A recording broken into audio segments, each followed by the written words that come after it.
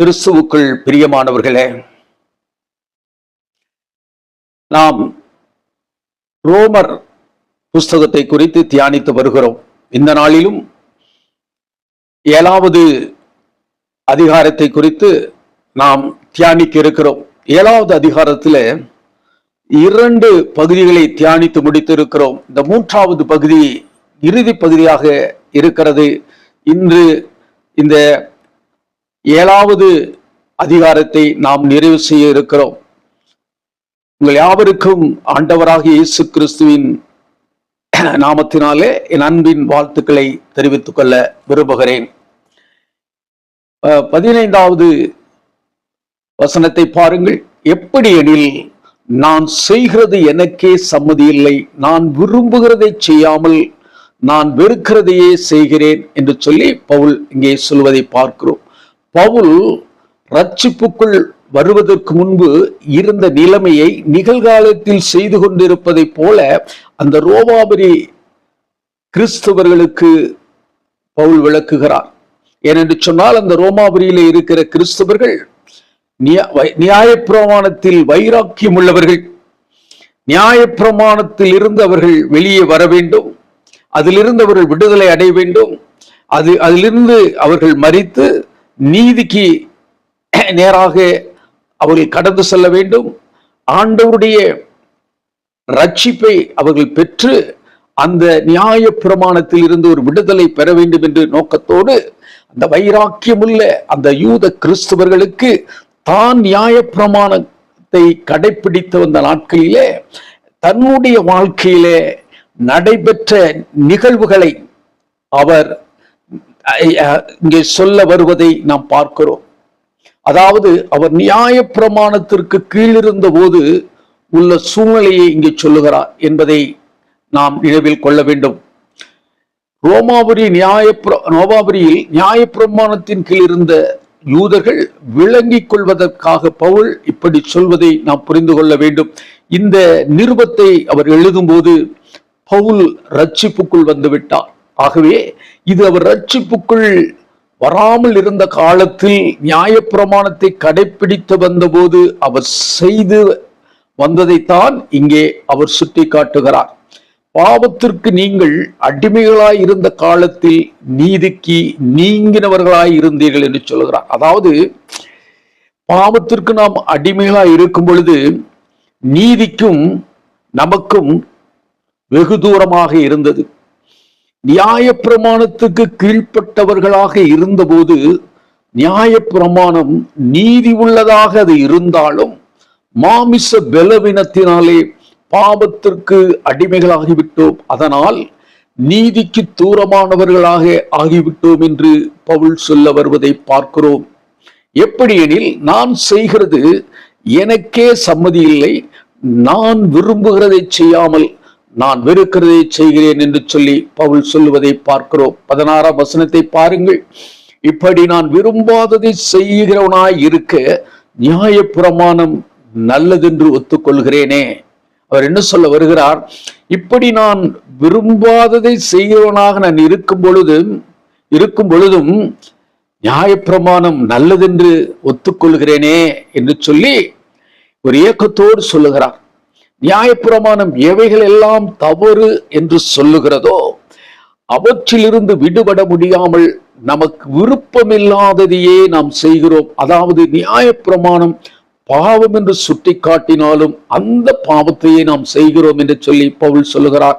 17வது வசனத்தை பாருங்கள். ஆதலால் நான் அல்ல, எனக்குள் வாசமாயிருக்கிற பாவமே அப்படி செய்கிறது. இது மனிதனுக்குள் இருக்கும் சுபாவத்திற்கும் அவனது உண்மையான ஆன்மீக விருப்பத்திற்கும் இடையே உள்ள ஒரு போராட்டத்தை குறிக்கிறது. பிரியமானவர்களே, 18வது வசனத்தை பாருங்கள். அது எப்படி எனில், என்னிடத்தில், அதாவது என் மாம்சத்தில் நன்மை வாசமாய் இருக்கிறது இல்லை என்று நான் அறிந்திருக்கிறேன். நன்மை செய்ய வேண்டும் என்கிற விருப்பம் என்னிடத்தில் இருக்கிறது, நன்மை செய்வதோ என்னிடத்தில் இல்லை. பாவம் செய்யக்கூடாது என்று நினைக்கிறேன், ஆனால் எதை செய்யக்கூடாது என்று நினைக்கிறேனோ அதையே செய்கிறேன் என்று சொல்லி பவுல் சொல்லுகிறார். மாம்சத்தில் பலவீனம் உள்ளவர்களாக இருப்பதால் பாவம் நம்மை கட்டுப்படுத்துகிறது. ஆதலால் நாம் செய்ய நினைப்பதை பாவம் தடுக்கிறது. நாம் நன்மை செய்ய விரும்பினாலும் செய்ய முடியவில்லை. எப்படி பிசாசானவன் ஏவாளை தன் கட்டுப்பாட்டில் வைத்திருந்தானோ அதை போலதான் பாவம் மாம்சத்தில் இருக்கும்போது அது நம்மை கட்டுப்பாட்டில் வைத்திருக்கிறது. நாம் விரும்பாததை செய்கிறது. நாம் பாவத்திலிருந்து நாம் விடுதலை ஆன பிறகு பாவம் நம்மை அடிமைப்படுத்த முடியாது. 19வது வசனத்தை பாருங்கள்.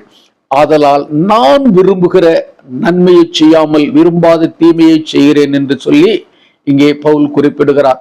நன்மை செய்ய வேண்டும் என்கிற காரியம் என்னிடத்தில் இருக்கிறது, அதே வேளையில் தீமை செய்கிற காரியமும் என்னிடத்தில் இருக்கிறது என்று சொல்லுகிறார். உள்ளான மனுஷனின்படி நியாயப்பிரமாணத்தில் பிரியமாக இருக்கிறேன்.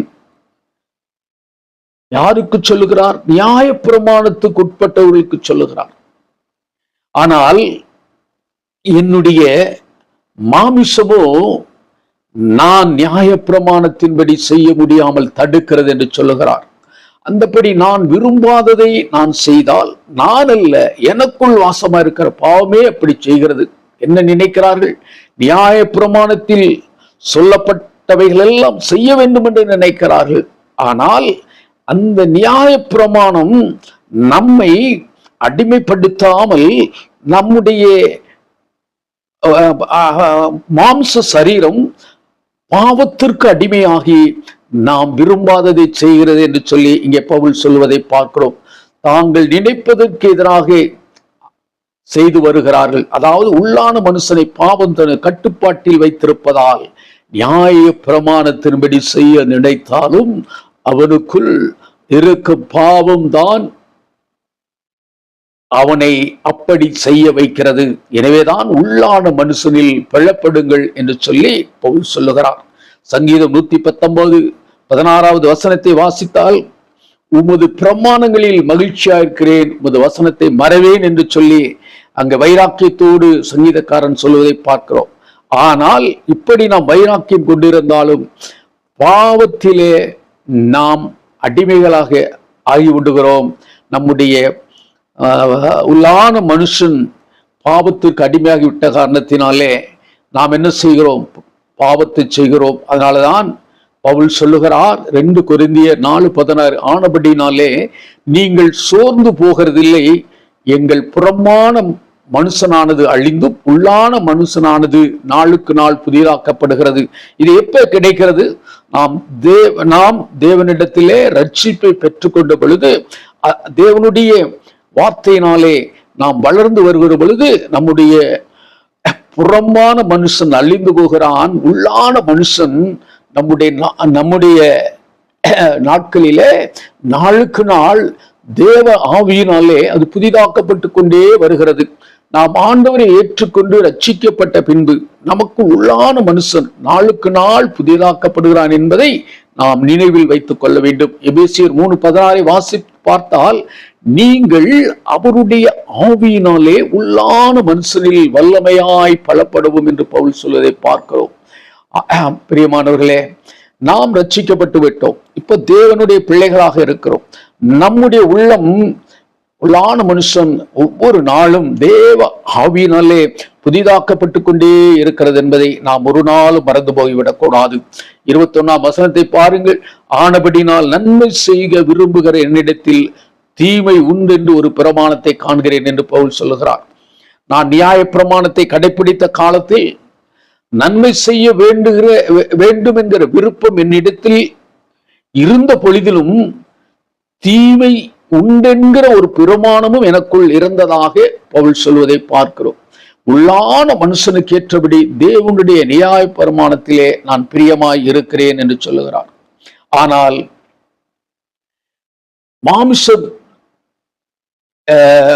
மாமிசத்திலே பலவீனம் உள்ளவனாக இருக்கிறேன் என்று சொல்லி பவுல் சொல்வதை பார்க்கிறோம். முன்பு பழைய மனுஷனில் பாவம் உள்ளுக்குள் இருந்து கொண்டு பலன் பெற்று இருந்தது. ஆனால் இப்பொழுதோ ஆவியானவர் உள்ளான மனுஷனில் இருக்கிறார். ஆவினாலே வல்லமை பலப்பட வைக்கிறார். நம்மை போன்ற ரட்சிக்கப்பட்ட தேவ பிள்ளைகளுக்கு தேவ ஆவி நமக்கு உள்ளான மனுஷன் என்ன செய்ய வைக்கிறதாம்? வெள்ளப்படுத்த வைக்கிறது என்று சொல்லி பவுல் சொல்லுகிறார். 23 பாருங்கள், 3 வசனத்தை பாருங்கள். ஆகிலும் என் மனதின் பிரமாணத்துக்கு விரோதமாய் போராடுகிற வேறொரு பிரமாணத்தின் அவயவங்கள் இருக்க காண்கிறேன். அது என் அவயவங்களில் உண்டாயிருக்கிற பாவ பிரமாணத்துக்கு என்னை சிறையாக்கி கொள்ளுகிறது. இங்கே அதைத்தான் சொல்லுகிறார். நியாய பிரமாணம் எனக்குள் இருக்கிறது, பாவ பிரமாணம் என்கிற ஒரு பிரமாணமும் இருக்கிறது. அது என்னுடைய அந்த மனதின் பிரமாணத்திற்கு விரோதமாக என்னிடத்திலே அது போராடி என் அவயவங்களினாலே பாவம் செய்வதற்கு என்னை சிறையாக்கி கொள்ளுகிறது என்று சொல்லி பவுல் சொல்வதை பார்க்கிறோம். நான் எவையெல்லாம் செய்யக்கூடாது என்று நினைத்தோனோ அவைகளை செய்கிற வேறொரு பிரமாணம் என் அவயவங்களில் காண்கிறேன் என்று பவுல் சொல்லுகிறார். நிர்பந்தமான மனுஷன் நான், இந்த மரண சரீரத்தினின்று யார் என்னை விடுதலை ஆக்குவார் என்று சொல்லி ஒரு கேள்விக்குறியோடு 24வது வசனத்தை அவர் சொல்லுகிறார். நான் நல்லது செய்ய வேண்டும் என்று நினைக்கிறேன், ஆனால் பாவம் செய்து நரகத்துக்கு நேராக போய்கொண்டிருக்கிறேன் என்பதை போல அந்த வசனத்தை அவர் குறிப்பிடுவதை பார்க்கிறோம். நான் தேவனுக்கு கீழ்ப்படிய நினைக்கிறேன், ஆனால் என் உள்ளான மனுஷன் என்னை பாவத்திற்கு அடிமையாக்குகிறான். இந்த பாவ சரீரத்திலிருந்து யார் என்னை விடுதலையாக்க முடியும் என்று பவுல் சொல்வதை பார்க்கிறோம். பிரியமானவர்களே, நம்முடைய கர்த்தராகிய இயேசு 25வது வசனம், நம்முடைய கர்த்தராகிய இயேசு கிறிஸ்து மூலமாய் தேவனை ஸ்தோத்திரிக்கிறேன். ஆதலால் நானே என் மாம்சத்தினாலே தேவனுடைய நியாய பிரமாணத்திற்கும் மாம்சத்தினாலேயோ பாவ பிரமாணத்துக்கு மூலிகை செய்கிறேன். அதாவது மனதிலே தேவ பிரமாணம் இருக்கிறது, மாம்சத்திலேயோ பாவ பிரமாணம் இருக்கிறது என்று பவுல் சொல்வதை பார்க்கிறோம். இப்படி இந்த அதிகாரத்தை முடிக்கிறார். பவுல் தான் ரட்சிக்கப்படாத போது நியாயப்பிரமாண சட்டத்திற்கு உட்பட்டிருந்த போது தனக்குள் இருந்த அனுபவத்தை விவரித்து சொல்லி வைராக்கியமுள்ள ரோமாபுரி யூத கிறிஸ்தவர்களுக்கு நியாய பிரமாணத்தை விலக்கி சொல்லி அதிலிருந்து விடுதலை அடைய வேண்டும் என்பதை நினைவுபடுத்துகிறார். அதாவது நியாய பிரமாணத்திற்கு மறித்து நீதிக்கு பிழைக்க வேண்டும் என்பதை 1 முதல் 25 வசனம் வரை விலக்கி சொல்லி அவர்களை நியாய பிரமாணத்தில் இருந்து விடுதலை ஆக்க வேண்டும் என்கிற தனது வேட்கையை இந்த 7வது அதிகாரத்திலே அவர் சொல்லுகிறார். பிரியமானவர்களே, இத்தோடு இந்த 7வது அதிகாரம் நிறைவேறுகிறது. அடுத்து 8வது அதிகாரத்தோடு உங்களோடு கூட நான் சந்திக்க ஆசைப்படுகிறேன். தேவன் நாமே நம் ஒவ்வொருவரையும் ஆசீர்வதிப்பாராக. ஆமேன். நன்றி, வணக்கம்.